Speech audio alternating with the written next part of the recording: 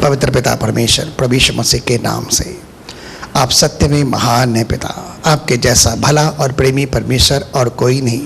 प्रभु यीशु मसीह के पाक पवित्र नाम से हम दिल से आपका धन्यवाद करते हैं। हे पवित्र पिता यीशु मसीह के नाम से आज जो भी पिता तेरे आगे भेंटे रखी गई स्तुति, आराधना, धन्यवाद और जय के गीतों के तौर पिता सत्य में आप विजेताओं से भरकर हैं, क्योंकि आपने क्रूस पर शैतान के सर तक को कुचल दिया है, उसकी सारी सामर्थ को निकम्मा कर दिया है और उसे पूरी तरह से पराजित करके निकम्मा बनाया है। पिता हम सत्य में तेरी जय करते हैं कि तूने हमारे शक्तिशाली दुश्मन को हमारे लिए पराजित कर दिया और हमारे सामने उसे निकम्मा बना दिया और मौत के ऊपर भी तू जयवंत हुआ, जिससे हमें कभी डर लगता था। और हम दिल से धन्यवाद करते हैं कि तूने हमारे लिए मृत्यु के द्वार तक बंद किए, नरक के द्वार तक बंद करके हमारे लिए अमरता और अनंत जीवन के द्वार खोल दिए। आपका दिल से धन्यवाद करते हैं कि आपने हमारे नाम मसीह यीशु में स्वर्गीय स्थानों के अंदर लिख कर सदाकाल का जीवन दिया है। हम दिल से तेरा धन्यवाद करते हैं और स्तुति आराधना के साथ इन अद्भुत गवाहियों के लिए भी तेरा धन्यवाद करते हैं। और तेरे द्वारा प्राप्त की गई कमाई का कुछ अंश हम तेरे घर के अंदर ले आते हैं और तेरी आज्ञा को, तेरे भवन को हम बोले नहीं, दशवास अर्पण उठाने की सारी बेटे स्वीकार कर जिन्होंने जो कुछ दिया है पिता, आज हम दिल से दुआ करते हैं मसीह यीशु के नाम से कि मसीह यीशु में हर एक के जीवन में ऐसा अनुग्रह आने दे ताकि जो कुछ उन्हें आवश्यक हो सब कुछ उनके पास बहुतायत से रहे और किसी को किसी बलि वस्तु की कमी घटी ना हो। और उन भाई बहनों के लिए भी दुआ करते हैं कि जो आज नहीं दे पाए, पिता शास्त्र में लिखा है हर एक को तू बीज उपलब्ध कराता है और बीज इसलिए देता है कि तेरे खेत के अंदर बोया जा सके, उसकी बराबर करके उसे अनगिनत दानों में परिवर्तित करके तू उसे बहुतायत से लौटा सके। हम दुआ करते हैं जिन्होंने न भी बोया उन्हें तो बीज देकर प्रभु उन्हें आशीष कर ताकि तेरे राज्य के अंदर एक अनंत कटनी को काटकर अपने जीवनों के अंदर इस धरती पर भी प्रतिफल को प्राप्त कर सके, क्योंकि धर्मी को तो धरती पर ही प्रतिफल देता है। आपका दिल से धन्यवाद। अब होने दे तेरे दास के ऊपर भी तेरी आत्मा का मस्सा और अभिषेक आने पाए।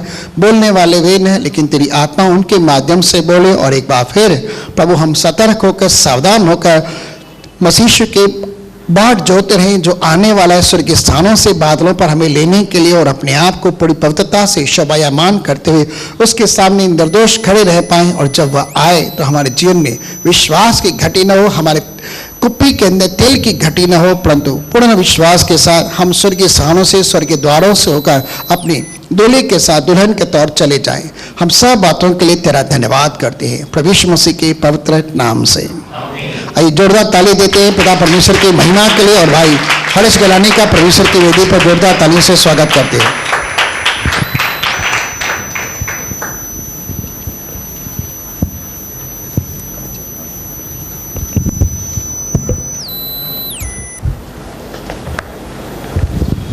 Praise the Lord. प्रकाशित वाक्य की पुस्तक उसका 8 अध्याय से पहले कि हम पढ़ना आरंभ करें, इस चीज़ को हम समझते हैं कि जैसे हम इस किताब को पढ़ रहे हैं, हमने शुरुआती कुछ बातों को सीखा है कि इस किताब को सुनने वाला, इस किताब को पढ़ने वाला और इस किताब में जो कुछ लिखा है उसको मानने वाला क्या है? आशीषित है। अब कैसी आशीषें परमेश्वर ने रखी हैं, हम इसको परमेश्वर से पूछ सकते हैं, लेकिन परमेश्वर झूठा नहीं है, वह वादा करता है तो पूरा करता है। तो इस चीज़ को समझते हैं कि हम, क्योंकि यह किताब को पढ़ना, सुनना, समझना थोड़ा कठिन है, लेकिन फिर भी जब परमेश्वर ने आशीष रखी है तो एक चीज़ को समझिए कि अगर आपको कुछ बड़ा मेहनती काम करने को दिया गया है तो उसका प्रतिफल भी क्या होगा? बड़ा होगा। तो जब आप प्रतिफल की चेष्टा करते हैं, ब्लेसिंग्स की चेष्टा करते हैं, तो प्रभु से इस बात को समझिए कि प्रभु अगर हम इस किताब को मैं आपको एक चीज़ बताना चाहता हूँ, अधिकांश विश्वासी इस किताब को पढ़ना नहीं चाहते हैं क्योंकि इसको पढ़ना बहुत मुश्किल है। या तो इसमें बहुत भयानक बातें लिखी हैं, वह बहुतों को डराती हैं, लेकिन प्रकाशित वाक्य जो परमेश्वर के भय में चलते हैं, एक विश्वासी के लिए आशा की पुस्तक है, संसार के लिए, या ऐसे कहें कि जो परमेश्वर के वचनों को तज देते हैं, छोड़ देते हैं, या उनके परमेश्वर के रास्तों से भटक जाते हैं, या उनके लिए जो है ये एक आईना है। लेकिन आपके और मेरे लिए क्या है? एक आशीष है। हालेलुया। तो जब हम प्रकाशित वाक्य से चलते हैं या सुनते हैं करके, इसमें बहुत सारे जगहों पर ऐसी पड़ाव आते हैं जहां पर चीजें बहुत भयावह हैं। तो इस चीज को समझिए कि परमेश्वर ने हमें यह क्यों दिया है और यहां से आगे का रास्ता हमें परमेश्वर क्या दिखाना चाहता है। तो समझिए कि अगर मुझसे ट्रेन मिस हो जाती है तो मुझसे क्या क्या हो सकता है, और अगर मैं थोड़ा सा मेहनत करके समय से ट्रेन पकड़ लेता हूं तो मुझे किन चीजों से बचाव मिलेगा। समझ रहे हैं? चलिए हम आते हैं प्रकाशित वाक्य की पुस्तक 8 अध्याय, उसका पहला वचन पढ़ते हैं। ध्यान से सुनिए। और जब उसने 7वीं मोहर खोली क्या खोली? 7वीं मोहर। अगले सप्ताह हमने देखा था, अगर हम इससे पहले 6 अध्याय को पढ़े थे, तो वहां पर 1 से लेके 6 मोहर जो हैं वो मेमना खोलता है, और जैसे जैसे वो मोहरें खुलती हैं पृथ्वी पर भयानक समय जो है उसकी शुरुआत होती है। फिर हमने 7वां अध्याय देखा जहां पर एक पॉज था, एक विराम था। और क्यों वो विराम था? क्योंकि 6 अध्याय के आखिर में एक सवाल किया गया था कि परमेश्वर का और मेमने का प्रकोप आके पड़ा है, अब कौन है जो इससे बच सकता है। तो वहां पर 2 ग्रुप्स के विषय में जानकारी दी गई। एक तो 1,44,000 यहूदी व्यक्ति जिनके ऊपर परमेश्वर ने मोहर करने तक उन 4 स्वर्गदूतों को जो नदी के पृथ्वी के चारे कोनों पर खड़े थे उनको वेट करवाया कि जब तक इनके ऊपर मोहर नहीं की जाती तो वहां पर रुके रहना। और फिर वे लोग जो उस बड़े सताव से बाहर आते हैं, जो उस मसीह विरोधी का जो क्या कहते हैं मार्क है वह लेने से इनकार करते हैं, इस कारण वह मसीह विरोधी का जो क्रोध है वह सहना पड़ता है और मृत्यु तक, यानी वह मरकर कहां पहुंचते हैं? परमेश्वर के सिंहासन के सामने पहुंचते हैं। इसीलिए वे लोग जो हैं, इस 2 ग्रुप को हमने 7 अध्याय में देखा। अब उस चीज को समझाकर यूहन्ना को परमेश्वर वापस से उसी ट्रैक में लेकर आता है कि 6 मोहरें खत्म हो गई, अब देखो 7वीं मोहर खुल रही है करके। हालेलुया।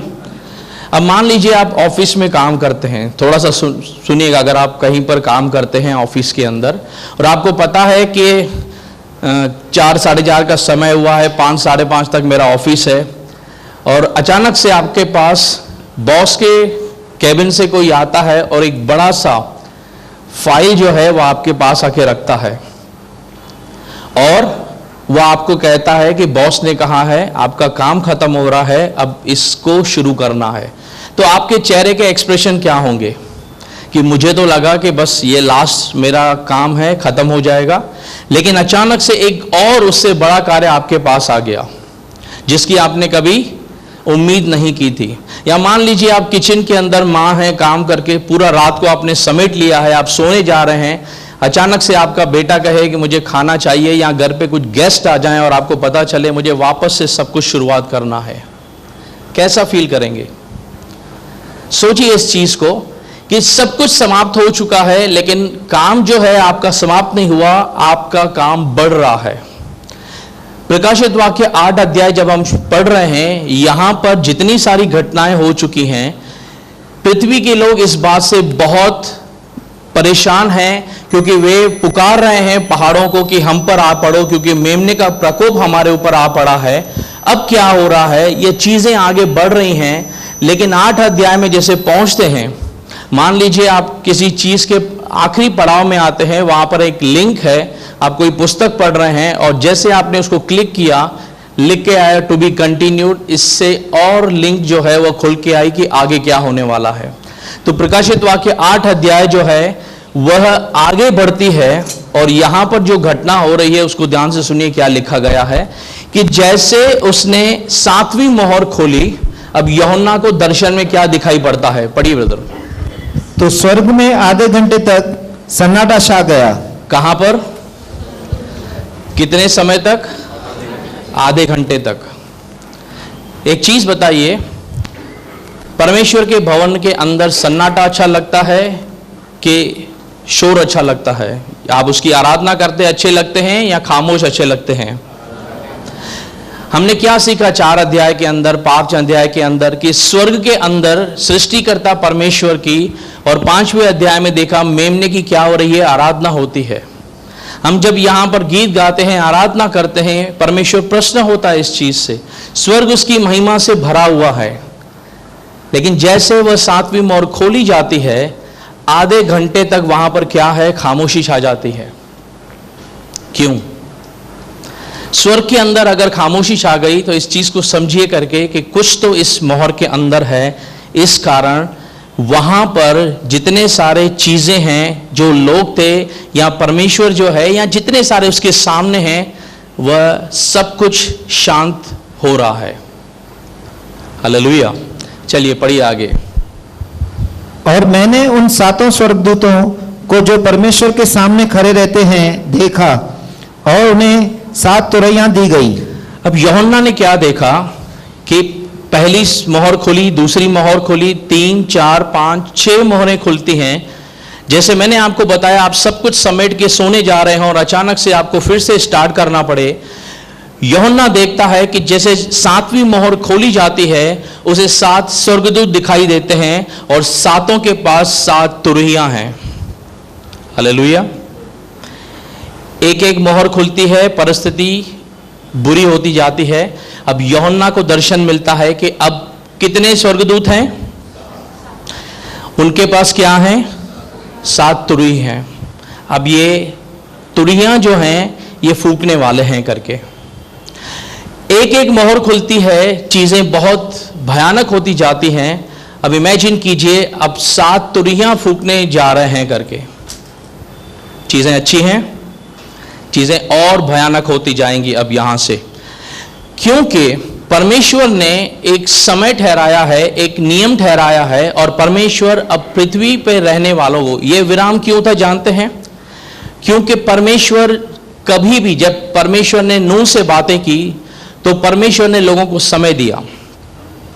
परमेश्वर किसी भी समय नहीं चाहता है कि मनुष्य नाश की तरफ जाए। बाइबल बताती है कि वह धीरजवंत है, वह ठहरा रहता है ताकि लोग मन फिराएं और नाश न हो। लेकिन परमेश्वर हमेशा से उनके लिए ठहरा नहीं रहेगा करके, कि अगर आप लापरवाही बरतते हैं, आप मन फिराने को तैयार नहीं हैं। बाइबल बताती है कि जब लूत के समय में इब्राहिम ने मध्यस्थता की, तब दूत उनको नाश करने के लिए गए थे, तो वहां के लोगों ने बहुत भयावह चीजें उनके साथ कही। वे उनके साथ में सोना चाहते थे, उन स्वर्गदूतों के साथ में वे उनके साथ बदतर चीजें करना चाहते थे, क्योंकि वहां के लोग बहुत बुरे थे। तब वहां पर लूत ने अपने बेटियों को जिससे ब्याया था, उनको भी संदेश दिया करके कि यहां पर चीजें बदलने वाली हैं, यहां से चलो। लेकिन उन्होंने जाना न चाहा। और बाइबल बताती है स्वर्गदूतों ने लूत को खींच के बाहर निकाला, और जैसे वे बाहर निकाले गए, आसमान से गंधक ने पूरे शहर को क्या कर दिया? जला डाला, भस्म कर दिया। तो एक चीज को समझिए, परमेश्वर नाश नहीं करना चाहता, परमेश्वर ठहरा रहता है कि मनुष्य जो है वह उसको अवसर देता है कि वह इस अवसर का लाभ उठाए करके। जितनों ने मसीह को पहन लिया है, उन्होंने आने वाले उस न्याय से अपने आप को बचाया है। अब यीशु मसीह ने एक से कहा, जा तेरे पाप माफ हुए, लेकिन उससे कहा गया कि जा इसके बाद पाप न करना। तो पापों की माफी मिलना एक बात है, लेकिन पाप फिर से न करना, ये एक क्या है? कंडीशन है। तो इस चीज को समझते हैं कि हम मसीह के अंदर हैं, हमें आखिरी सांस तक परमेश्वर के वचन के साथ ईमान से रहेंगे। 2 और 3 अध्याय के अंदर हमने यही सीखा। कलीसियाओं को यीशु मसीह प्रोत्साहन देता है, तुम्हारे अंदर जो कमियां हैं उसको बदलो, मैं तुम्हें स्वर्ग में बड़ा प्रतिफल देने को जा रहा हूं। हालेलुया। यहां पर यूहन्ना को दर्शन मिलता है कि 7वीं मोहर खुलती है, उसे 7 स्वर्गदूत दिखाई देते हैं और वे तुरही फूकने को जा रहे हैं। अब एक चीज को समझिए, तुरही क्या होता है? आपने देखा होगा। अब आधुनिक इस समय देखेंगे तो ट्रम्पेट बोलते हैं, लेकिन म्यूजिक सिस्टम में जो आज का ट्रम्पेट है, आज की तुरही है, उस समय वैसा नहीं दिखता था। मैं आपको एक पिक्चर दिखाना चाहता हूं कि आपको पता चले तुरही क्या होती है। ब्रदर पिक्चर को लगाइए।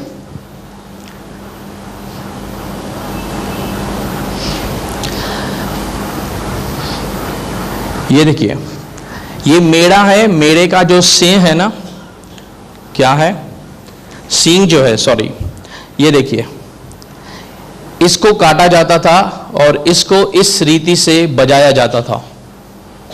देखिए ध्यान से, ये मेढ़ा है, इसके सींग को काट के ऐसे बनाया जाता था, यहां से फूका जाता था और ये आवाज आती थी। समझ रहे हैं?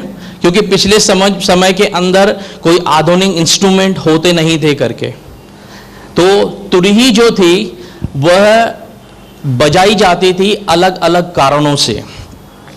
आज भी इज़राइल के अंदर अलग अलग समयों पर अलग अलग पर्वों पे तुरही बजाई जाती है। अब आप कहेंगे भाई हमारा उससे क्या संबंध है, हम तुरही कभी बजाते नहीं हैं, हमने कभी सुना नहीं है, हमने कभी तुरही के बारे में कुछ भी जाना नहीं है, हम यीशु मसीह पर विश्वास करते हैं, हमें धार्मिकता मिली है, हमें इन सब काम चीज़ों से क्या मतलब है। लेकिन एक चीज़ को समझिए, मान लीजिए अगर आप खतरे को देखते हैं तो आप किसी व्यक्ति को कैसे बता सकते हैं कि सामने से खतरा आ रहा है? कैसे बताएंगे? कैसे बताएंगे? बोलकर? आप चिल्लाएंगे जोर जोर से?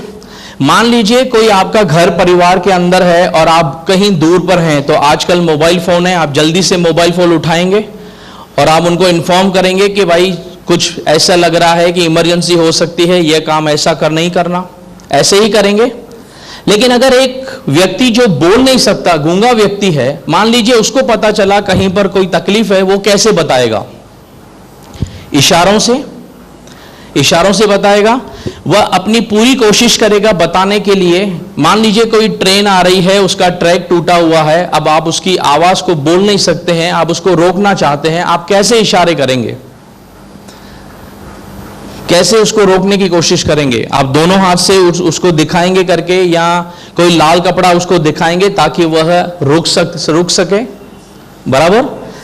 आप अपनी तरीके से जितने सारे साधन यूज करते हैं किसी को बताने के लिए, वे आप इस्तेमाल करते हैं। हालेलुया। आजकल मोबाइल का जमाना है, इमोजीज भेजी जाती हैं, उस हर एक इमोजीज का मीनिंग है। मान लीजिए आप खुश हैं, आपको कोई किसी ने भेजा, आपको अच्छा लगा तो आपने स्माइली भेज दिया, यानी आपको पसंद आया। किसी ने कोई चीज भेज दिया तो गुस्से वाला इमोजी भेज दिया, यानी आपको पसंद नहीं आया। तो एक रिएक्शन करने का तरीका है। पिछले समय में तुरही का इस्तेमाल किया जाता था किसी न किसी संदेश को बांटने के लिए या किसी जरूरी बात को बताने के लिए। हालेलुया। यानी जब इजरायली, परमेश्वर ने उनको कहा था कि अगर कभी उनको बड़ा सा सभा इकट्ठा करना है, आज कोई बाहर से पास्टर आता है, हम आपको मैसेज कर देते हैं कि कलीसिया में यह मीटिंग होने को जा रही है, आप मैसेज पढ़ते हैं, कलीसिया आ जाते हैं। लेकिन मान लीजिए कि ऐसा कोई सिस्टम नहीं हो। आपने कभी किसी कंपनी में हूटर बजते देखा है? बॉम्बू बजता है करके बजते देखा है? तो वह समय का होता है कि सुबह 7 बजे या शाम को 7 बजे बजता है, यानी शिफ्ट चेंज हो रहा है। लेकिन कुछ अलार्म ऐसे हैं कि जो इमरजेंसी में बजाए जाते हैं। मान लीजिए कहीं पर आग लगी तो वो हूटर को बजाएंगे करके, तो अकारण जो बजा तो लोग समझेंगे कोई इमरजेंसी हुई है, यहां पर हमें देखना पड़ेगा, हमको यहां से निकलना पड़ेगा। तो अलग अलग चीजों का अलग अलग महत्व है करके। तो जो तुरही है वह पिछले समय में या आज के समय में एक संदेश को बताने के लिए क्या किया जा रहा है? यूज किया जा रहा है। समझ रहे हैं बात को? क्योंकि इस किस्म से पिछले जमाने में आधुनिक कोई चीजें नहीं थी, इसीलिए ऐसी किस्म की तुरही जो है वह बजाई जाती थी। अब इस तुरही को पिछले समय में या आज के समय में अलग अलग तरीकों से इस्तेमाल किया जाता था। इस चीज को आपको समझना क्यों जरूरी है? क्योंकि अगर आपको इससे आगे की चीजें समझनी है तो आपको समझना पड़ेगा कि यहां पर जो 7 स्वर्गदूत हैं उनके पास तुरहियां क्यों दी गई हैं। क्योंकि एक स्वर्गदूत तुरही बजा सकता है, 7 स्वर्गदूतों को 7 तुरहियां दी गई हैं, तो इसका क्या मतलब है और तुरही क्यों? हालेलुया। चलिए, एक 2 मिनट का वीडियो है, पहले मैं आपको दिखाना चाहता हूं ताकि आप समझ सकें। इसमें 4 किस्म से तुरही बजाई जा रही है। पहले आप देख लीजिए। क्यों मैं आपको दिखाना चाहता हूं? क्योंकि यह बहुत लाजमी है समझना कि आज के तारीख के अंदर भी इजरायली इस पुरानी चीज को क्यों यूज करते हैं। इजरायली कह रहा हूं, कलीसिया नहीं कह रहा हूं, लेकिन ध्यान से सुनिए। इसके अंदर 4 आवाजें हैं। पहली आवाज एक लंबी होगी, दूसरी आवाज 3 भागों में विभाजित होगी, तीसरी आवाज 9 आवाजें होंगी और चौथी फिर से एक ही होगी लेकिन बहुत लंबी होगी। पहले इसको सुन लीजिए अच्छे से, उसके बाद में हम देखते हैं कि ये क्या बताना चाह रहे हैं। ब्रदर प्ले कीजिए। अब ये इंग्लिश में वीडियो है, जिनको नहीं आती मैं आपको एक्सप्लेन कर दूंगा। पहले वीडियो सुन लीजिए। The shofar has 4 notes, and this is how it sounds. The first one is called the tekiah. It's a loud, confident blast. The next one is called the shvarm, and it's 3 broken sounds, like this.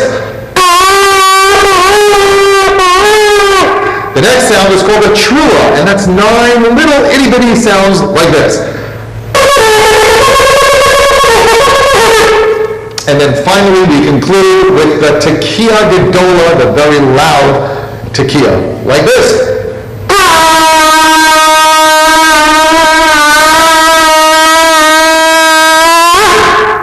Don't forget to listen to the shofar on this Rosh Hashanah. It's the most important part of the holiday. Like, follow. Thank you brother. अब यहां पर आपने देखा कि यह व्यक्ति बता रहा है कि कैसे 4 तरीकों से शोफार यानी तुरही जो है बजाई जाती है। पहला जो उसने बजाया एक आवाज थी जिसको आज के भाषा में टकिया कहा जाता है। अब यह जो है किसी को मतलब जोड़ने के लिए यानी बुलाहट के लिए दिया जाने वाला संदेश है। दूसरा जो है जो उसने 3 बार बजाया, जो उसने कहा कि यह ब्रोकन के लिए, यानी जब आप किसी पीड़ा में होते हैं, जब आप किसी तकलीफ के अंदर हैं और आप उस समय परमेश्वर को बताना चाहते हैं करके, तो वह आवाज जो 3 बार उसने बजाई वह दर्शाता है कि आपकी पीड़ा क्या है। फिर उसने 9 बार जो बताया, यह इस बात का चिन्ह है कि या तो कोई आप पीड़ा आपकी बढ़ चुकी है, या किसी आप लड़ाई में जा रहे हैं, या एक संदेश है कि कोई विनाश जो है या कोई चेतावनी है जो दी जा रही है। और आखिरी वाला जो था कि जब सब कुछ सही हो जाता है, जब परमेश्वर आपको बहाल कर देता है, तो परमेश्वर का धन्यवाद देते हुए आखिरी जो तुरी है वो बजाई जाती है, जिसके अंदर एक भाव प्रकट होता है। हालेलुया। अब ये तुरियां आज भी बजाई जाती हैं और आधुनिक समय में भी बजाई जाती थी। कहने का मतलब है तुरही जो है वह एक संदेश को बताती है। अब एक चीज को बताइए, यीशु मसीह कौन था? यहूदी था? यहूदी था कि नहीं? यूहन्ना कौन था? यूहन्ना कौन था? यहूदी था। हालेलुया। भाई यीशु मसीह यहूदा के गोत्र से आया, ज्यू था, यहूदी था। यूहन्ना भी कहां से आया? यहूदा से आया। यहूदियों इजराइल से आया तो वह भी यहूदी था। एक चीज समझ लीजिए, इजराइल के इतिहास में, यहूदियों के इतिहास में तुरही जो है वह एक बहुत इंपॉर्टेंट रोल प्ले करता है। समझ रहे हैं? जब 2000 वर्ष पहले यूहन्ना को संदेश दिया जाता है तो तुरही वहां पर इस बात को प्रकट करती है कि अब जो मैं तुझे दिखा रहा हूं या बता रहा हूं यह बहुत महत्वपूर्ण चीज है, इसके तरफ ध्यान देना, क्योंकि आगे कुछ अनाउंसमेंट्स हैं जो तुझे समझना बहुत जरूरी है। समझे? तो जब यूहन्ना तुरहियों को देखता है तो इमीडिएटली यूहन्ना के माइंड में चीजें आती हैं, अब कोई विशेष चीज होने वाली है, क्योंकि तुरही का शब्द किसी खास मायने से यूज किया जाता था। चलिए कुछ मैं आपको शब्दों को पढ़ाना चाहता हूं, क्योंकि तुरही अच्छे समय के लिए भी बजाई जाती है और कठिन समय या बुरे समय के अंदर भी बजाई जाती थी।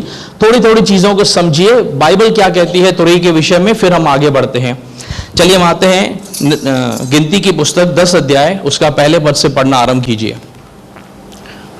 अब ध्यान से सुनिए यहां क्या लिखा है। फिर यहोवा ने मूसा से कहा, हाँ, चांदी की 2 तुरहियां घर के बनाई जाए, तू उनको मंडली के बुलाने और छावनियों के प्रस्थान करने में काम में लाना। परमेश्वर ने मूसा को क्या कहा कि जो तुरही मैंने आपको दिखाई, मेढ़े का जो सींग है उसका इस्तेमाल किया जाता था, कि तुझे अगर मंडली को बुलाना है या उनको भेजना है तो किसका इस्तेमाल करना? तुरही का। ठीक है, चीजों को कैच करते चलिए, तुरही किस किस काम में आती है। आगे, और जब वे दोनों फूकी जाए, हाँ। तब सारी मंडली मिलाप वाले तंबू के द्वार पर तेरे पास इकट्ठी हो जाए। हाँ, यानी 2 बार अगर वह फूकी जाती है तो जितनी सारी मंडली होगी, जो तंबू मैं तुझे बता रहा हूं वहां पर सबको इकट्ठा करना। आगे, और यदि एक ही तुरही फूकी जाए, अगर एक बार तुरही फूकी जाए तो प्रधान लोग जो इज़राइल के हजारों के मुख्य पुरुष है तेरे पास इकट्ठे हो जाएं। अब समझे आप क्या हो रहा है? अगर तुरही एक बार फूकी जाती है तो सिर्फ एल्डर्स इकट्ठा होंगे, अगर 2 बार फूकी जाएगी तो क्या होगा? सारी मंडली इकट्ठा होगी। हालेलुया। यानी यह आधुनिक इज़राइल में, जब मूसा के समय में यह प्रथा होती थी, सबको मैसेज एक टाइम पे देना है। अगर एक शब्द आया इसका मतलब क्या है? 2 शब्द आए, 2 बार तुरही आई तो उसका मतलब क्या है? क्लियर है? समझ रहे हैं क्या हो रहा है? तुरही को कैसे इस्तेमाल किया जाता था? चलिए आगे पढ़िए। जब तुम लोग सांस बांधकर फूको तो पूर्व दिशा की छावनियों का प्रस्थान हो। लेकिन जब जोर से तुम लोग उसको सांस बांध के फूकते हो, इसका मतलब क्या है? कि अब पलायन करना है। और कहां से पलायन करना है? पूर्व की दिशा से। क्योंकि जब वह मिलाप वाला तंबू बांधते थे तब परमेश्वर ने उन्हें नियम दिया था, जहां पर बादल रुक जाएगा वहां पर तुम्हें रुकना है। और बादल कई कई महीनों सालों तक रुका रहता था। तो वो क्या करते थे? वो मूसा का जो हारून का जो छड़ी वाला और मूसा का जो संदूक था उसको रख देते थे। और वहां पर चारों दिशाओं के अंदर वह नियम था कि यहूदा इज़राइल के 3-3 गोत्र कैसे कैसे वहां पर रुक सकते हैं। यानी पूर्व की दिशा में 3 गोत्र होंगे, पश्चिम की दिशा में, उत्तर और दक्षिण में 3-3 गोत्र ऐसे छावनी बांधकर लोग रहेंगे करके। मैंने इसके लिए आपको कहा था, अगर आपको प्रकाशित वाक्य समझना है तो आपको पुराने नियम का समझना जरूरी है। अगर नहीं पता, थोड़ा आप जाके पढ़िए घर पे कि कैसे मूसा के समय में तंबू बांधा जाता था और खोला जाता था। तो जब यहां पर तुरही फूकी जाए, प्रस्थान के लिए जोर से फूकी जाए, तब यहां से उसको खोलकर हम आगे की यात्रा आरंभ करेंगे। लेकिन उसका एक नियम था। आगे, और जब तुम दूसरी बार सांस बांधकर फूंको तब दक्षिण दिशा की छावनियों का प्रस्थान हो। उनके प्रस्थान करने के लिए वे सांस बांधकर फूके। पढ़िए। और जब लोगों को इकट्ठा करके सभा करनी हो तब भी फूकना, परंतु सांस बांधकर नहीं। समझ रहे हैं कैसे फूकना है? यानी हर एक तुरही का अलग अलग मतलब है। समझ रहे हैं बात को? चलिए हम आगे बढ़ते हैं। हम आते हैं निर्गमन की पुस्तक, उसका 19 अध्याय, उसका 13 पद पढ़िए। ध्यान से सुनिए, यहां पर तुरही किसके लिए इस्तेमाल की जाती है? उसको कोई हाथ से तो न छुए, परंतु वह निश्चय पथराव किया जाए या तीर से छेदा जाए, चाहे पशु हो चाहे मनुष्य, वह जीवित न बचे।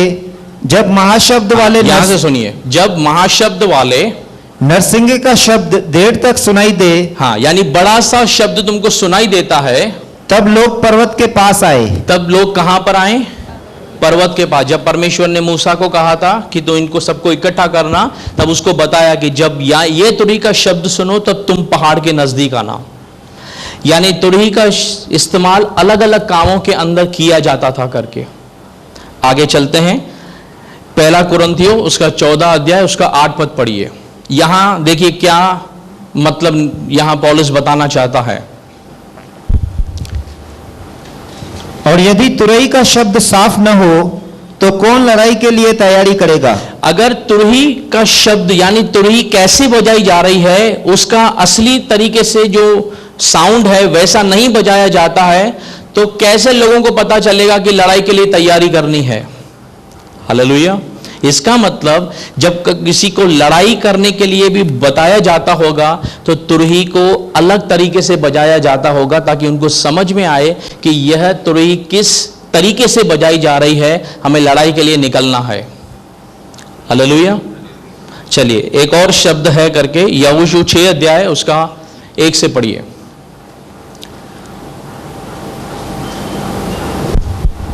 और यड़ियों के सब फाटक इजरायलियों के डर के मारे लगातार बंद रहे और कोई बाहर भीतर आने जाने नहीं पाता था। आगे।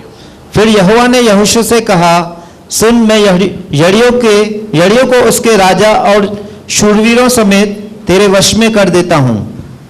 सो तुम में जितने योद्धा है नगर को घेर ले और उस नगर के चारों ओर एक बार घूम आए और 6 दिन तक ऐसा ही किया करना। और 7 याजक संदूक के आगे आगे जुबली के 7 नरसिंगे लिए हुए चले। हाँ, 7 याजक आगे आगे 7 नरसिंगा लेते हुए चले। फिर 7वें दिन तुम नगर के चारों ओर 7 बार घूमना। हाँ, और याजक भी नरसिंगे फूंकते चले। यानी 7वें दिन तुम 7 राउंड लगाना और जोर जोर से क्या करना, तुरही बजाना। और जब वे जुबली के नरसिंगे देर तक फूंकते रहे, तब सब लोग नरसिंगे का शब्द सुनते ही बड़ी ध्वनि से जय जयकार करे। हाँ, जब नगर की शहरपना नेव से गिर जाएगी और सब लोग अपने अपने सामने चढ़ जाएं, यानी किसी खास दिनों पर या खास अवसर पर परमेश्वर तुरही का इस्तेमाल किया करता था अपने लोगों को बताने के लिए। जब यरीहो का दीवार गिराना था तब परमेश्वर ने अलग तरीके से नरसिंगे का इस्तेमाल किया। नरसिंगा तुरही एक ही शब्द है।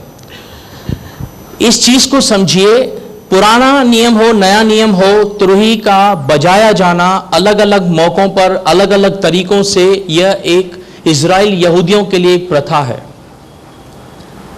यानी तुरही जो है वह यहूदियों के इतिहास में एक खास तरीके से क्या है, स्थान घेरे हुए है। एक और शब्द पढ़ते हैं, योएल की पत्री 2 अध्याय उसका 15। ध्यान से सुनिए यहां क्या लिखा है। सियोन में नरसिंगा फूको, उपवास का दिन ठहराओ, महासभा का प्रचार करो। आगे। लोगों को इकट्ठा करो, सभा को पवित्र करो, पुरनियों को बुला लो, बच्चों और दूधपियों को भी इकट्ठा करो। बस पहले पद में वापस आइए, क्या लिखा है। सियोन में क्या करो, उपवास का दिन ठहराओ, महासभा का प्रचार करो। हालेलुया। अगर आज हम आत्मिक तरीके से इसको लें तो सियोन कौन है, इजराइल कौन है, कलीसिया। स्पिरिचुअल तरीके से अगर आप गिनती करेंगे तो हम इजराइल हैं। हम कहते हैं करके कि जब यहां पर खड़े होकर पास्टर कहते हैं कि फलाने दिन के अंदर हम उपवास प्रार्थना करने को जा रहे हैं, तो यह क्या है, यह क्या है। मेरी आवाज आपको अब क्लियर है कि यहां से क्लियर है? तो यह क्या कर रहा है, यह मेरी आवाज को बहुतों तक लेके जा रहा है। तुरही का शब्द होता था कि आवाज को एक टाइम पे बहुतों को बताओ करके कि क्या करना है। तो जब नरसिंगा फूकना है यानी उपवास करना है, प्रार्थना करना है, तब भी क्या करना है, तुम लोगों के लिए तुरही बजाओ। एक आखिरी शब्द पढ़ते हैं, भजन संहिता 98 उसका 6। इसका महत्व है, ये सब चीजें जो मैं आपको बता रहा हूं एक खास मकसद से बता रहा हूं ताकि आप समझ सकें कि तुरही किस लिए परमेश्वर ने दिखाई यहां। हाँ, तुरहियां और नरसिंगे फूंक फूंक कर यहोवा राजा का जय जयकार करो। तुरहियां और नरसिंगा फूंकर क्या करो, क्या करो। आप में से कितने लोग यहां पर तुरही लेके आते हैं जब स्तुति आराधना होती है? लेके आते हैं, हैं? फिर क्यों लिखा है यहां वचन? क्या यह वचन मेरे और आपके लिए है कि नहीं? तो कहां है वह तुरही? हालेलुया। जब कलीसिया यहां पर खड़ी होती है, ये माइक्स को लेते हैं, जब हम परमेश्वर का हाथ उठाकर धन्यवाद करते हैं करके, हम देखते हैं आज की आधुनिक तुरही को हम इस्तेमाल करते हैं। उस समय की तुरही यह थी, आज का सिस्टम यह है करके। तो इस चीज को समझिए कि अगर सभा को इकट्ठा करना है तो तुरही अलग तरीके से बजाई जाएगी। अगर लड़ाई पे जाना है तब तुरही का अलग इस्तेमाल किया जाएगा। परमेश्वर का जय जयकार करना है तो अलग प्रोसीजर है। अगर किसी खास दिनों पर क्या करते हैं, तुरही का इस्तेमाल करना है तो अलग अलग तरीकों से तुरही बजाई जाती थी।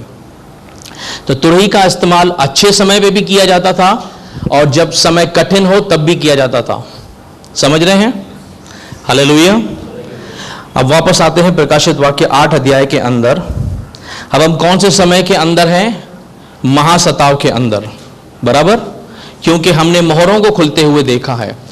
एक चीज बताइए, अगर मैं आपसे साधारण तरीके से पूछता हूं कि यहां पर जो समय है वह अच्छा है या बुरा है, आप क्या जवाब देंगे? यानी समय जो है, यह आप इससे प्रश्न है कि आप निराश हैं, यह समय देखना चाहते हैं? कोई महासताव कोई देखना चाहता है? नहीं। तो यह कठिन समय हुआ। तो जो तुरहियां फूकी जा रही हैं उसका मायना क्या होगा? खुशी के लिए होगा भाई, खुशी जताने के लिए होगा क्या? हालेलुया। इसी कारण मैंने आपको यह सब पढ़ाया कि आप समझ सकें कि जब तुरही बजाई जाती थी, एक एक तुरही का मतलब होता था। तब जब यहां तुरही बजाई जा रही है, या किसी चेतावनी को और एक लड़ाई को दर्शाने के लिए दिखाई जा रही है, तो तुरही लिखा है। क्योंकि बहुत सारे समय कंफ्यूजन क्या होता है जानते हैं?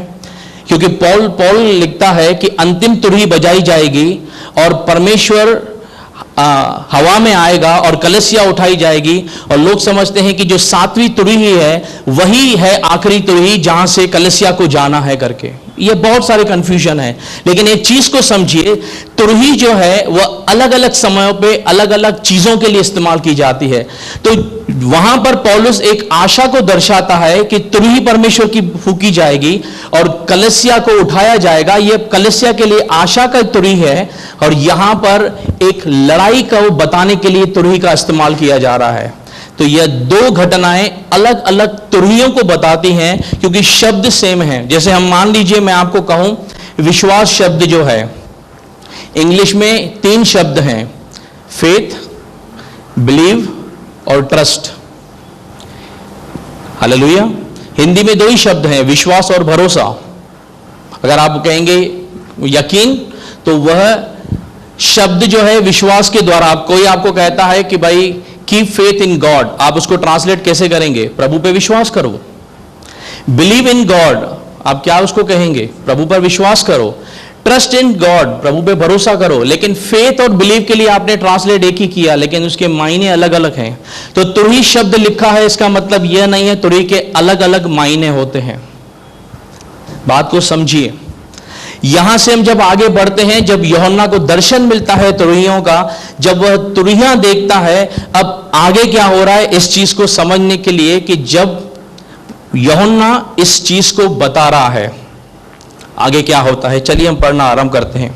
फिर एक और स्वर्गदूत सोने का धूपदान लिए हुए आया और वेदी के निकट खड़ा हुआ, और उसको बहुत धूप दिया गया कि सब पवित्र लोगों की प्रार्थनाओं के साथ उस सोनहली वेदी पर जो सिंहासन के सामने है चढ़ाए।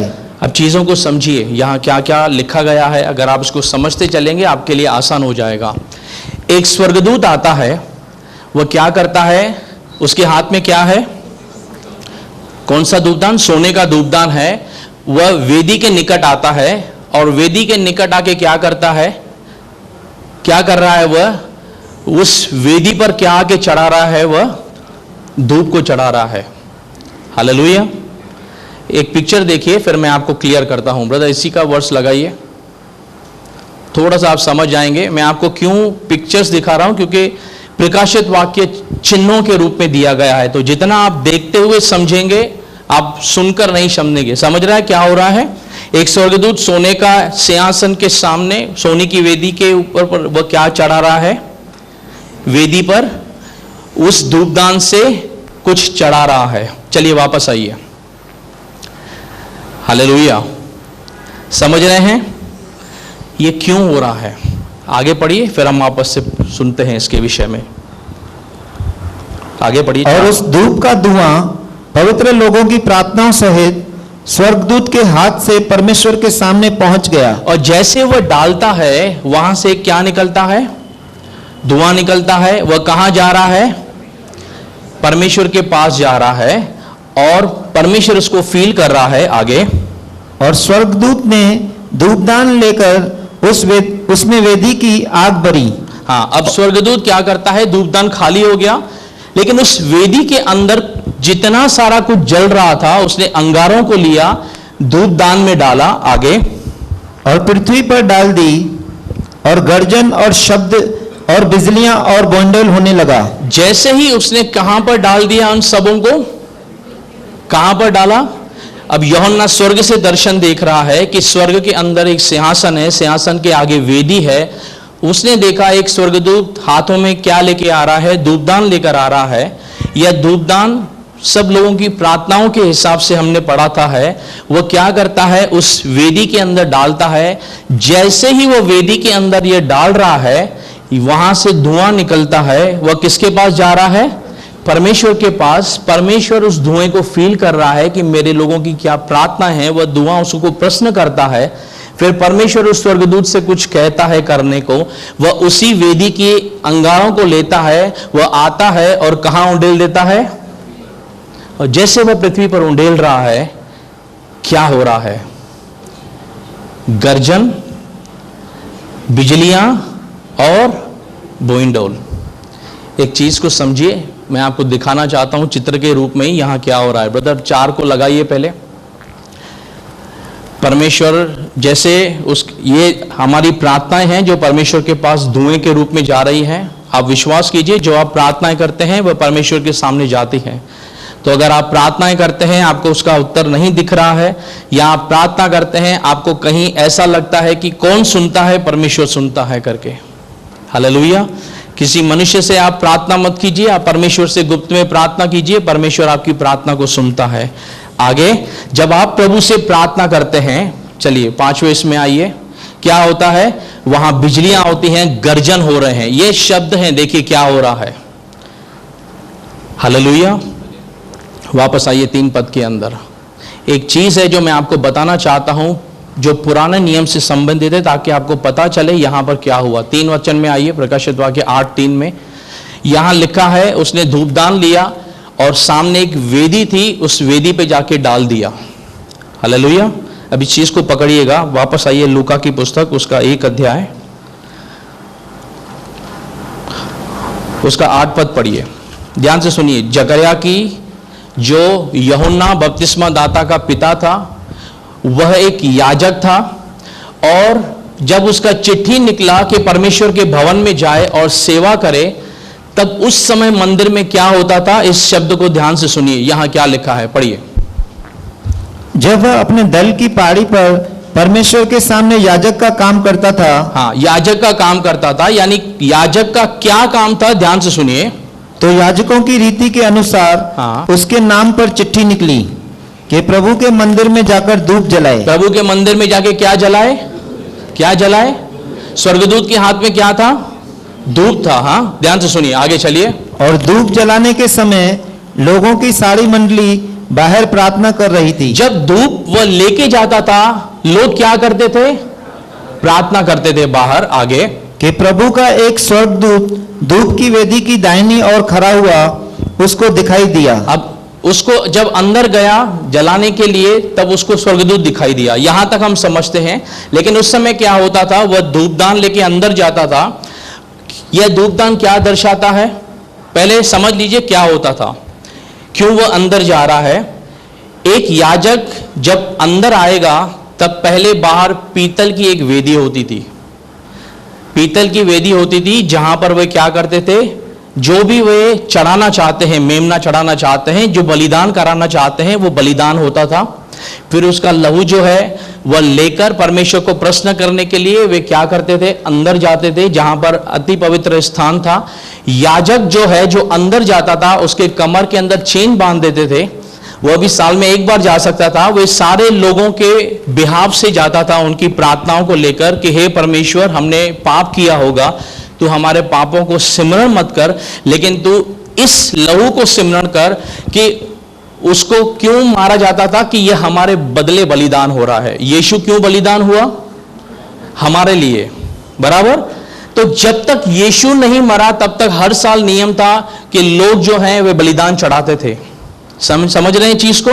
तो वह क्या करता था, याजक उस लहू को लेकर धूप के अंदर वह अंदर जाता था। अंदर एक सोने की वेदी होती थी उस पवित्र स्थान में, जहां पर वह लोगों के तरफ से जो वे प्रार्थनाएं करते थे कि हमें क्षमा कर और हमें वापस से बहाल कर, वह जाके चढ़ाया करता था।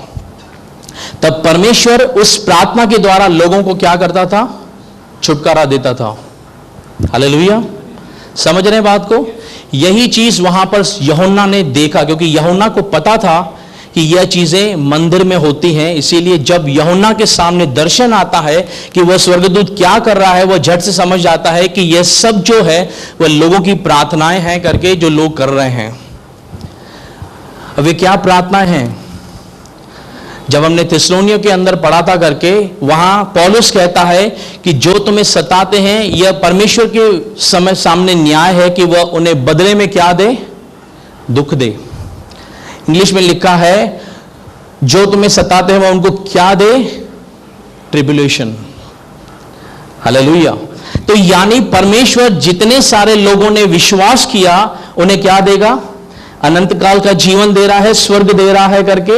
लेकिन जितनों ने परमेश्वर को तज दिया है, या इज़राइल जो इस समय परमेश्वर को नहीं कर रहा है, वह उन्हें उस रास्तों से लेके हुए जा रहा है। तो जितने सारे लोगों को, जो लोगों को मारा गया, सताया गया, कलीसियाएं हैं, कहीं पर किसका सर काट दिया, कहीं पर किसको, पासवान को, विश्वासियों को मारा गया है, लास्ट में सबने क्या चिल्लाया? जब परमेश्वर ने पांचवी मोहर यीशु ने खोली थी, वेदी के नीचे कुछ लोग चिल्ला रहे थे। क्या चिल्ला रहे थे? तू कब तक खामोश रहेगा, और इन लोगों से जो पृथ्वी पर हैं, कब तक तू हमारा पलटा नहीं लेगा? वहां पर उन्हें श्वेत वस्त्र दिया गया और उनसे कहा गया थोड़ा समय रुको, जबकि तुम्हारे संगी दास तुम्हारे समान वध होकर नहीं आते हैं तब तक। हालेलुया, पढ़ा हमने। अब यह समय आया है करके जब परमेश्वर अपना न्याय ढूंढेल रहा है। अब परमेश्वर ने उस प्रार्थना को सुना, अब परमेश्वर कार्य कर रहा है, जजमेंट दे रहा है। और जैसे ही उसने पृथ्वी पर फेंका करके, बाइबल बताती है पृथ्वी पर क्या होने लगा, गर्जन होने लगा, बिजलियां चमकने लगी और भूइंडोल होने लगे। मत्ती में क्या लिखा है 24 अध्याय के अंदर, कि ऐसा समय जो पृथ्वी के आरंभ से कभी नहीं आया होगा। और यही चीजें वहां दर्शाई गई हैं कि अकाल पड़ेगा, भूइंडोल होंगे, जगह जगह महामारियां होंगी। यीशु अपने लोगों को उस समय के लिए वहां पर संबोधित कर रहा था। यही यूहन्ना ने अपने सामने होते हुए चीजों को देखा करके। आगे बढ़िए, वापस आते हैं 8 अध्याय के अंदर। और वे सातों स्वर्गदूत जिनके पास 7 तुरैयां थी फूंकने को तैयार हुए। हमने 5 तक शायद पढ़ा है। हाँ, अब स्वर्गदूत जो हैं ये तुरहियां फूंकने को क्या है, तैयार खड़े हैं। अब यूहन्ना देखता है कि तुरही फूंकी जाने के लिए तैयार है। आगे, पहले स्वर्गदूत ने तुरही फूंकी और लहू से मिले हुए ओले और आग उत्पन्न हुई और पृथ्वी पर डाली गई। और पृथ्वी की एक चीज को समझिए, जब आप इस वचन को पढ़ रहे हो ना, तब ध्यान आपका यहाँ वहाँ नहीं जाना चाहिए, क्योंकि ये चीजें जो है ना, एक वचन के अंदर बड़ी सी घटना लिखी हुई है, क्या क्या होने वाला है। तो समझिए इस चीज को कि जब पहली तुरही बजाई जा रही है, आखिर हो क्या रहा है और कितना भयानक है वो, उसको समझने का प्रयास कीजिए। पढ़िए। पहले स्वर्गदूत ने तुरही फूंकी और लहू से मिले हुए ओले और आग उत्पन्न हुई। लहू से मिले हुए क्या उत्पन्न हुए? ओले और आग उत्पन्न हुई। और पृथ्वी पर डाली गई। कहां पर? पृथ्वी पर डाली गई। और पृथ्वी की 1/3 जल गई। कितना? 1/3, यानी जितनी सारी पृथ्वी है उसका 1/3 हिस्सा जो है वो जल गया। अब ऐसा नहीं आप बोल सकते कि भाई अमेरिका से शुरू हुआ होगा तो मिडिल ईस्ट तक आते आते खत्म हो गया होगा, इस तरफ का बच गया। अब ये बाइबल नहीं बताती है कि कहां कहां वह जो है आग गिराई जाएगी, लेकिन इतना तय है करके कि पृथ्वी की 1/3 उस समय क्या हो जाएगी? जल जाएगी। हालेलुया। और ऐसे समय के अंदर किसके ऊपर वह गिरेगी, क्या होगा करके यह सोच पाना अपने आप में बहुत भयानक है करके। इसलिए मैंने आपको कहा था, आप प्रकाशित वाक्य समझ लेंगे, आपको पता चल जाएगा परमेश्वर की योजना कलीसियाओं के लिए क्या है। ये तो शुरुआत हो रही है, पहली तुरही फूकी जा रही है। आपने 6 मोहरों में देख लिया क्या हो रहा है। 7वीं मोहर 7 तुरहियों को लेकर आ रही है। अब पहली तुरही फूकी जाती है, पृथ्वी का कितना हिस्सा खत्म हो गया? 1/3 जल रहा है आग से और गंधक से। आगे पढ़िए। और पेड़ों की 1/3 जल गई और सब हरी घास भी जल गई। 1/3 पेड़ जल गए, 1/3 क्या हो गया? अगर आप उत्पत्ति को पढ़ेंगे ना, पहला अध्याय, आपको पता चलेगा परमेश्वर ने सृष्टि को कैसे बनाया, कैसे परमेश्वर ने सारे चीजें बनाई। उसने पेड़ बनाए, पौधे बनाए, उसने पृथ्वी को सुंदर बनाया। यहाँ पर वैसे ही परमेश्वर क्या कर रहा है? जला रहा है। या कुछ ऐसी होने वाली घटनाएं हैं जो मिस्र में हुई थी, उनसे थोड़ा बहुत संबंधित हैं करके। लेकिन एक चीज को समझिए कि इनका प्रभाव बहुत गहरा है। सुनना, एक ही वचन में लिखा है कि पहली तुरही फूकी गई और 1/3 पृथ्वी के ऊपर आग आ गई, 1/3 पेड़ जल गए, 1/3 घास जल गई। अभी अमेरिका के जंगलों के अंदर आग लगी थी। वहां पर जो लोग थे ना, करोड़पति, अरबपति, कुछ सेलिब्रिटीज थे, उनके घर पूरे जल के खाक हो गए। उन्होंने इंश्योरेंस नहीं करवाया था। अरबों खरबों रुपए के उनके घर थे जो पूरी तरीके से जल गए। आप उनसे जाके मिलिए, आप उनको पूछिए कि जब आग तबाही करती है तब आप उसका कैसे बयान करोगे। वह आपको अपना दर्द बताएंगे। हम यहाँ बैठ के उसको महसूस नहीं कर सकते हैं, हम सुन सकते हैं, लेकिन उनकी पीड़ा क्या होगी, जिसके ऊपर बीतेगा वह आपको बता सकता है। तो इन चीजों को जरा महसूस कीजिए करके कि आखिर क्या हो रहा है पृथ्वी पर। आगे। और दूसरे स्वर्गदूत ने तुरही फूकी तो मानो आग सा जलता हुआ एक बड़ा पहाड़ समुद्र में डाला गया और समुद्र का 1/3 लहू हो गया। चलिए वापस आते हैं। ब्रदर पिक्चर लगाइए जरा 8-7 का। मैं आपको थोड़ा सा दिखाते हुए चलता हूँ। 7 शायद नहीं होगा, हाँ इससे पहले वाला, ठीक है यही है ना। वापस आइए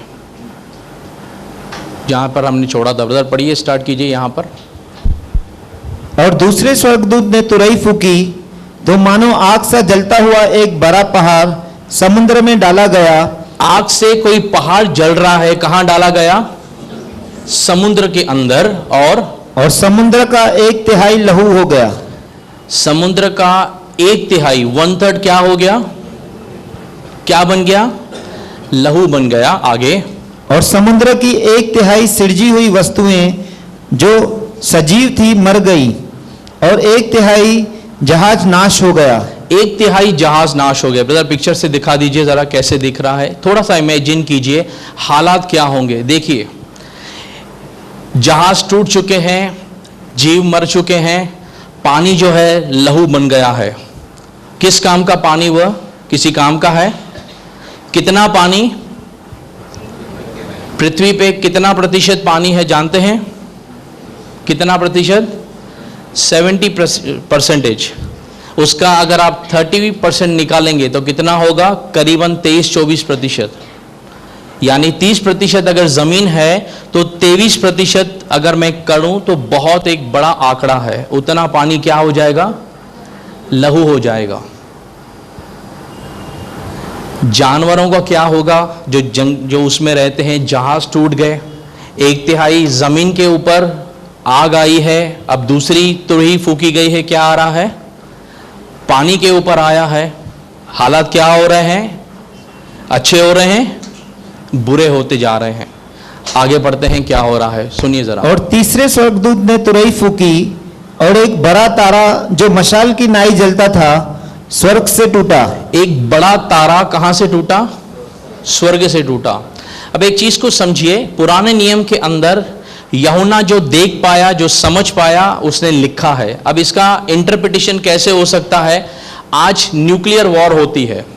मान लीजिए अगर एक देश दूसरे देश के ऊपर कोई बड़ा सा अटैक करता है, वह न्यूक्लियर वेपन छोड़ता है, उसका जो इम्पैक्ट होगा ना, वह जो यहाँ पर चीज़ें लिखी हैं उसके समान होगा, क्योंकि वह बहुत भयानक चीज़ें होती हैं। उनका रेडिएशन बहुत खतरा होता है। पानी पॉल्यूटेड हो जाता है, हवा में पोल्यूशन आ जाता है, आप बाहर नहीं जा सकते हैं, आपके पास पूरी तरीके से समझिए कि बाहर जाना यानी मौत को दावत देना है करके। तो न्यूक्लियर वीपन क्या कर सकता है? यूहन्ना उस समय एक दर्शन के रूप में देख रहा है। तो हो सकता है जैसे उस समय में तुरही का इस्तेमाल किया जाता था, आज हम माइक का इस्तेमाल कर रहे हैं। तो यह घटना कोई ऐसी नहीं कि आसमान से कोई तारा आके गिरे, लेकिन यह दर्शाया जा रहा है कि कोई ऐसी बड़ी चीज आग से जलती हुई कहां आ रही है। अब कहां आ रही है? नदियों के ऊपर, और नदियों की 1/3 पर और पानी के सोतों पर आ पड़ा। अब नदियों का पानी के ऊपर जब यह गिरता है आगे, और उस तोड़ का नाम नागदोना कहलाता है। उस तारे का नाम क्या कहलाता है? नागदोना। अब यह एक नाम है, क्यों इसको दिया गया है इसको बताते हैं, पढ़िए पहले। और 1/3 पानी नागदोना सा करवा हो गया। हाँ। और बहुतरे मनुष्य उस पानी के करवे हो जाने से मर गए। क्योंकि यह जो तारा है, इसके अंदर जब यह पानी के अंदर मिला, तब इसने सारे पानी को बहुत ज्यादा क्या कर दिया? गंदा कर दिया, कड़वा बना दिया। लोग इसको पी नहीं पाएंगे करके। और लोगों के पास क्योंकि समुद्र के अंदर पानी लहू बन चुका है, बहुत जलन है करके, टेम्परेचर ऑलरेडी बढ़ा हुआ है करके, उस समय जो लोग रहेंगे उनकी हालत क्या होगी?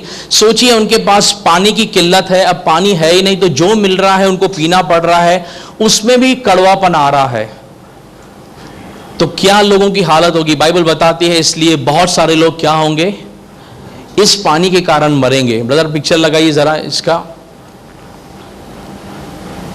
हाँ, देखिए, ये एक तारा है जो आग से जलता हुआ कहां जा रहा है?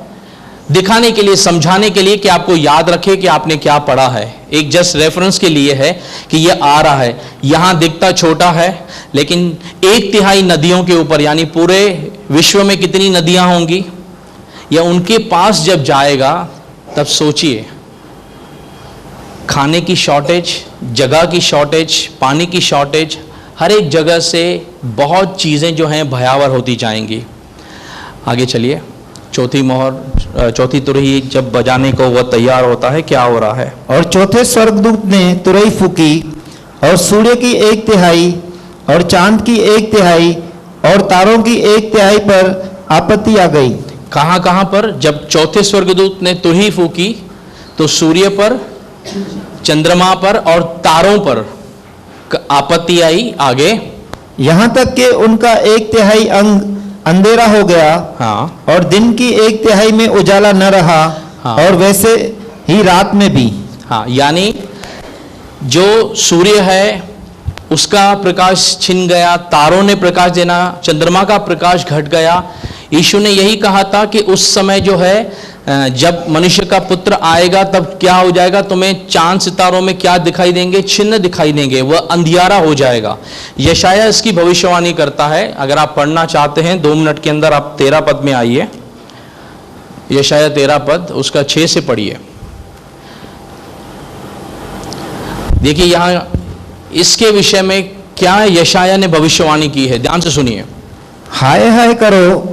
अब इस शब्द को बहुत गंभीरता से सुनिए। यशाया इतने वर्ष पहले आज आने वाली घटनाओं के विषय में भविष्यवाणी कर रहा है कि हाय हाय करो, क्योंकि यहोवा का दिन समीप है। क्योंकि यहोवा का दिन यानी परमेश्वर का दिन, प्रभु का दिन जो है, जो विनाश का दिन है, वह निकट है।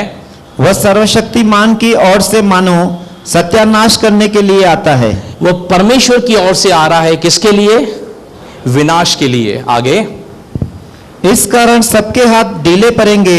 अब इसको महसूस कीजिए। यशाया इतने साल पहले भविष्यवाणी कर रहा है, इस दिन के कारण बहुतों के क्या हो जाएंगे? हाथ पांव कांपेंगे, और हर एक मनुष्य का हृदय पिघल जाएगा। यह सुनना बहुत आसान है, लेकिन कोविड ने जितना लोगों को डरा नहीं, कोविड 0.001% था मान लीजिए। अगर कोविड से आप बेहाल हुए तो यहां पर उस समय लोगों की क्या हालत होगी, इमेजिन कीजिए जरा। आगे, और वे घबरा जाएंगे, उनको पीड़ा और शोक होगा, उनको जच्चा की सी पीड़ाएं उठेंगी। यही मत्ती के अंदर बताया था कि वह पीड़ाओं का आरंभ मात्र होगा। आगे, वे चकित होकर एक दूसरे को ताकेंगे, उनके मुंह जल जाएंगे। हाँ, पढ़िए आगे। देखो यहोवा का वह दिन रोष और क्रोध और निर्दयता के साथ आता है कि वह पृथ्वी को उजाड़ डाले और पापियों को उसमें से नाश करे। यह दिन उजाड़ का दिन है, नाश का दिन है, लेकिन किसके लिए? पापियों के लिए। लेकिन यीशु मसीह पापियों को यहाँ से छुटकारा देने के लिए आया है। तो अगर आज आप पहली बार सुसमाचार सुन रहे हैं, या ये दिन से हम बचाए जा सकते हैं, हम इस समय से बच सकते हैं अगर हम यीशु पर विश्वास करते हैं और हम आखिरी सांस तक उसके सामने ईमान से पाए जाते हैं करके, तब आप इन सारी घटनाओं से, क्योंकि पौलुस यही कहता है, लूका में यही लिखा है, ताकि तुम इन सारी आने वाली घटनाओं से बचने और परमेश्वर के पुत्र के सम्मुख खड़े होने के क्या हो सको? योग्य हो सको। आगे पढ़िए। क्योंकि आकाश के तारागण और बड़े बड़े नक्षत्र अपना प्रकाश न देंगे। क्योंकि आकाश के तारागण नक्षत्र अपना प्रकाश न देंगे, जो अभी हमने पढ़ा जब चौथी तुरही फूकी जा रही थी। और सूर्य उदय होते होते अंधेरा हो जाएगा। हाँ, और चंद्रमा अपना प्रकाश न देगा। आगे। मैं जगत के लोगों को उनकी बुराई के कारण और दुष्टों को उनके अधर्म का दंड दूंगा। मैं अभिमानियों के अभिमान को नाश करूंगा और उपद्रव करने वालों के घमंड को तोड़ूंगा। 13 तक पढ़ लीजिए।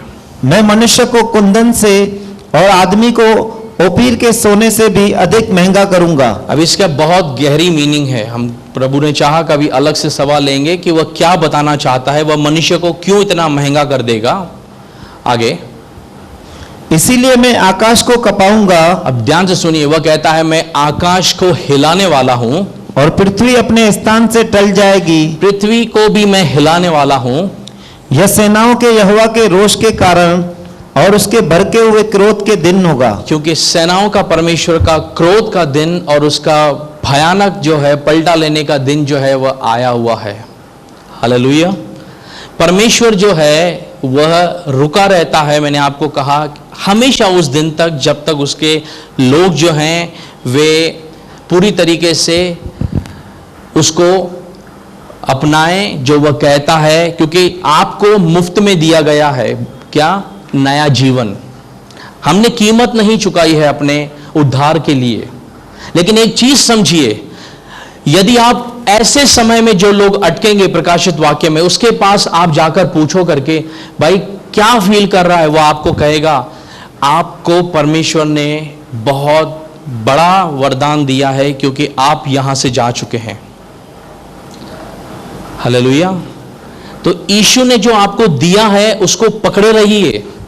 अगर मान लीजिए आपके पास कोई प्रभु ने एक चीज दिया है करके, लिखा गया है मत्ती के अंदर कि जिसने परमेश्वर का वचन सुना, जिसने नींव को गहरा खोदा, आंधी आया, तूफान आया, उसको हिला नहीं पाया। लेकिन जिसने रेत के ऊपर अपना घर बनाया, आंधी तूफान आए, उसको ढहाकर चले गए। तो याद रखिए कि शैतान नहीं चाहता है कि आप यहां से जाओ। और यीशु मसीह कलस्याओं के 2 और 3 अध्याय के अंदर बार बार यह संदेश दे रहा है करके कि इनका समय समाप्त हो, इसके लिए दुरुस्ती की जरूरत है, अपने अंदर चेक करो।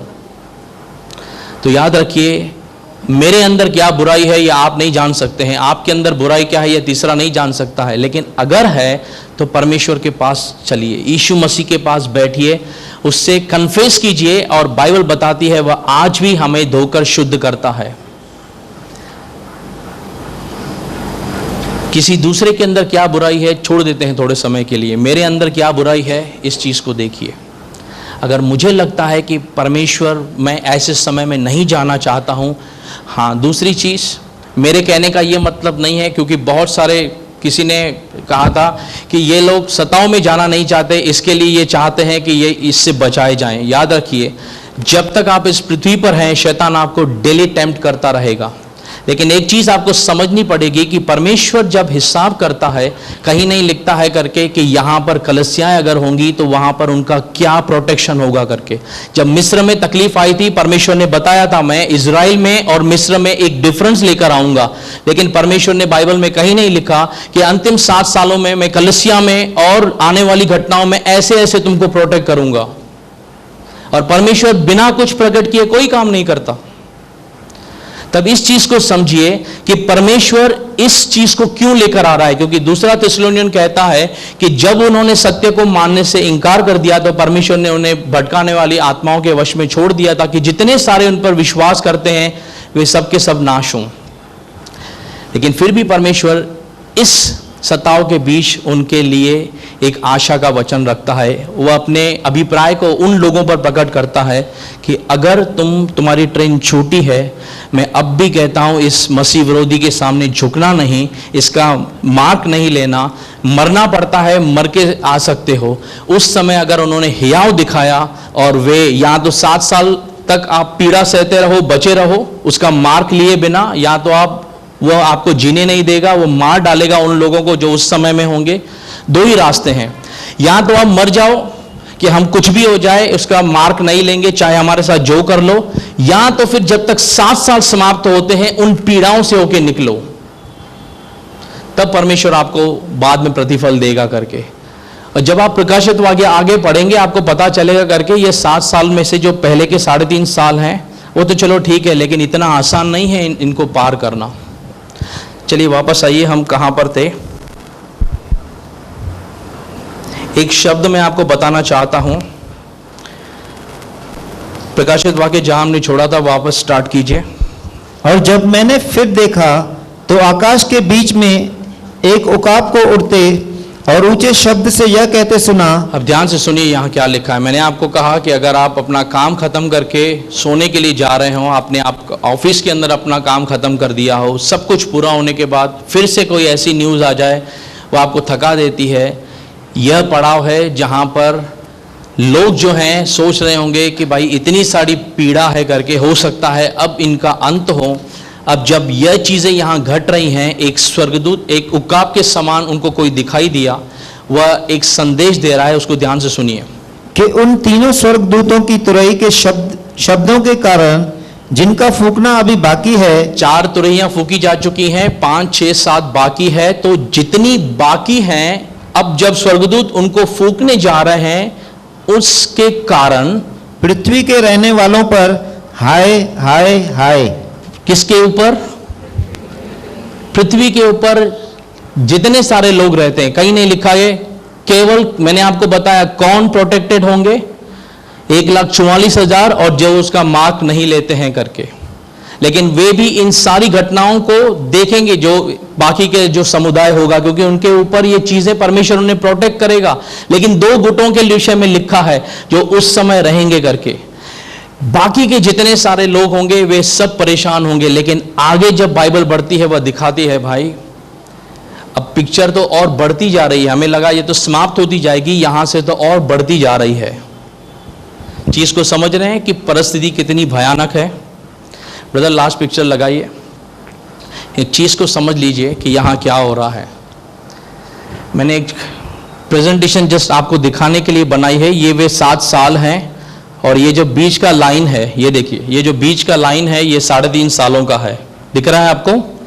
ये समय है और ये यातना या पीड़ा, ये कठिन समय है और ये समय आगे बढ़ रहा है 3.5 सालों तक। यानी पीड़ा कैसे बढ़ रही है आप समझिए इस चीज को। 3.5 सालों तक पीड़ा का बढ़ने का जो ग्राफ है वह कैसा है? ठीक है, मतलब तकलीफ होगी पहले 3.5 साल, क्योंकि पहले 3.5 साल शांति के हैं। बाइबल बताती है करके कि उस समय पहले 3.5 साल मसीह विरोधी को दिया गया है।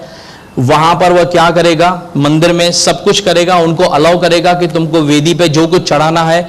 लेकिन 3.5 सालों के बाद वह सब कुछ बंद करा के अपनी मूर्ति स्थापित करेगा और कहेगा कि अब तुम मुझको क्या करो? पूजना आरंभ करो, और जो उसका विरोध करेगा वो उनको मारते जाएगा करके।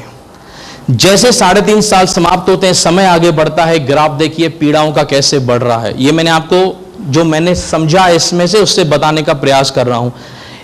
यहां से यहां तक कैसे बढ़ा है? इतना सारा। यहां से कितना बढ़ गया? यहां से यहां कितना बढ़ा? यहां से कितना बढ़ गया देखिए। यानी जैसे जैसे 3.5 सालों के बाद एक व्यक्ति 7 सालों की ओर बढ़ रहा है, पीड़ाएं 2 गुना नहीं, 4 गुना नहीं, 7 गुना नहीं, और रफ्तार से बढ़ रही हैं। इससे एक चीज क्लियर है कि उस समय के लोग जो होंगे वे बहुत पीड़ा के अंदर होंगे। हम उनके लिए दुख के अलावा और कुछ प्रकट नहीं कर पाएंगे, क्योंकि अफसोस के अलावा हम कुछ नहीं कर सकते हैं उस समय के लोगों के लिए। तो एक चीज समझिए करके, यह समय जो है परमेश्वर ने नियुक्त किया है, यह बहुत भयानक है।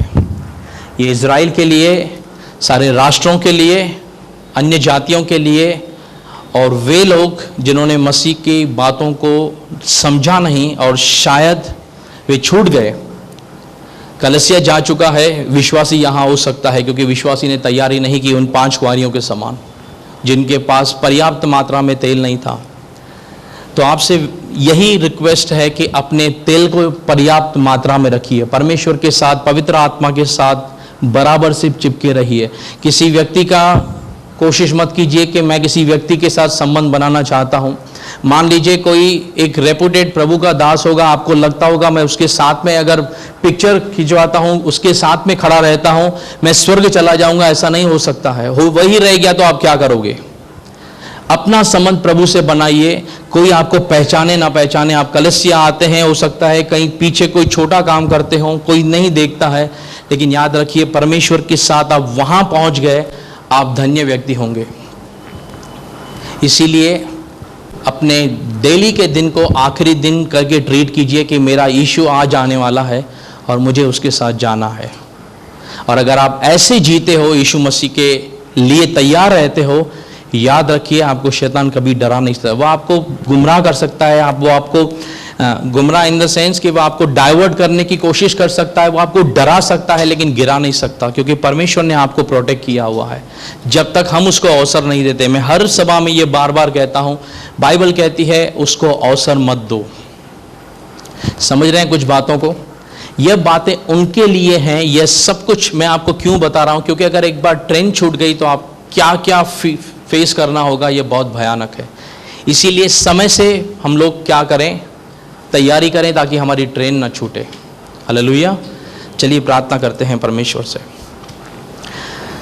प्यारे परमेश्वर, हम जानते हैं कि जो आपसे प्रेम करते हैं, जो आपकी योजना के तहत बुलाए गए हैं, उनके लिए सारी बातें मिलकर भलाई को पैदा करती हैं। प्रभु, आज हमने सीखा परमेश्वर के पृथ्वी पर वह समय कैसा होगा प्रभु, जब वे तुरहियां जो पिता परमेश्वर विनाश का एक चेतावनी का, एक लड़ाई का प्रतीक है पिता परमेश्वर, जब तू यहाँ पर वॉर को डिक्लेयर कर रहा है परमेश्वर तेरी ओर से परमेश्वर इस पृथ्वी के रहने वालों के ऊपर परमेश्वर, तब यहाँ पर क्या हो रहा है प्रभु? 1/3 हिस्से पर पिता परमेश्वर आग का हमने देखा जलन है पिता, वह पूरा हिस्सा जल जाता है। 1/3 पानी के ऊपर प्रभु, समुद्र का पानी लहू बनता है प्रभु जी। पीने का पानी प्रभु कड़वा है, लोग मर रहे हैं पिता परमेश्वर। जहाज प्रभु, जो समुद्री जीव है उसका विनाश हो रहा है पिता परमेश्वर।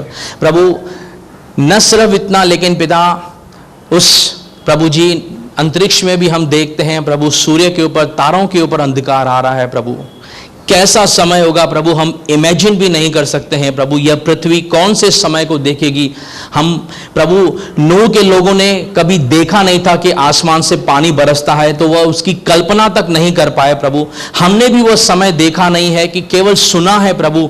वह कितना भयानक होगा इसको समझ पाना प्रभु कठिन है प्रभु। लेकिन हम इतना जानते हैं कि जिस चीज से तू हमें बचाना चाहता है प्रभु, वह बहुत भयानक है परमेश्वर। और हम प्रार्थना करते हैं आज अपने लिए प्रभु, अपने प्रियजनों के लिए प्रभु।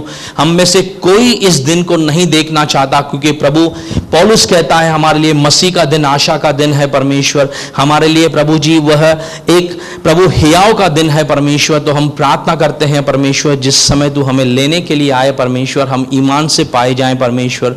हमारे अंदर प्रभु वह खमीर ना हो जिससे तू हमें बचाना चाहता है, जो संसार से आता है परमेश्वर। प्रभु हम प्रार्थना करते हैं हमें शुद्धता में रहने के लिए, हम आपसे सामर्थ्य मांगते हैं परमेश्वर। जब हम यहाँ चल रहे हैं प्रभु जी, शैतान हर दिन कोशिश करेगा कि हम प्रभु अपनी दौड़ में गिर जाएं परमेश्वर। लेकिन परमेश्वर हम प्रार्थना करते हैं हमें हियाव दे प्रभु। जो यहाँ निर्बल है, जो कमजोर अपने आप को समझ रहा है, उन्हें बल दे परमेश्वर। प्रभु संसार की कोई वस्तु, पौलुस एक बात कहता है, हमें मसीह के प्रेम से अलग नहीं कर सकती, क्योंकि प्रभु पौलुस ने इन चीजों का अनुमान लगा लिया था परमेश्वर कि जो आने वाला समय है प्रभु वह भयानक है, और परमेश्वर ने हमें क्या दिया है, इसीलिए वह संसार की चीज़ों को कूड़ा समझता है प्रभु। हम बहुत समय संसार की लालसा करते हुए प्रभु तुझसे प्रभु भिड़ जाते हैं, लेकिन हम प्रार्थना करते हैं प्रभु जो हमें मिला है प्रभु, जो मुफ्त में तूने हमें स्वर्ग दिया है, जो यीशु हमें मिला है, वह हमें काफ़ी है परमेश्वर। उसके सामने संसार की कोई वस्तु प्रभु जी फीकी है। हम प्रार्थना करते हैं हमें धन्यवादी बना, हमें संतुष्टि बना परमेश्वर, और हमें तेरे सामने वफादार बना प्रभु। आज हमारी आपसे दुआ प्रार्थना है प्रभु जी। प्रभु जब तुरियां शुरू होती हैं आधे घंटे तक सन्नाटा था परमेश्वर। यह सन्नाटा एक बहुत बड़ी चेतावनी है परमेश्वर। हम दुआ करते हैं परमेश्वर हमारे कानों में यह बात गूंजती रहे परमेश्वर कि प्रभु तेरा आना निकट है परमेश्वर। इसीलिए प्रभु हम तेरे साथ हर दिन क्रूस उठा के चलने वाले बने, ऐसी हमारी आपसे दुआ प्रार्थना है। हम किसी और को नहीं लेकिन अपने आप को तैयार करें परमेश्वर, अपने आप को चेक करें, यही हमारी आज तुझसे विनती है परमेश्वर। तू बड़े हम घटें, दुआ यीशु मसीह के नाम से मांगते हैं, सुन और स्वीकार कर हमारे आत्मिक पिता। प्रभु आपको आशीष करें।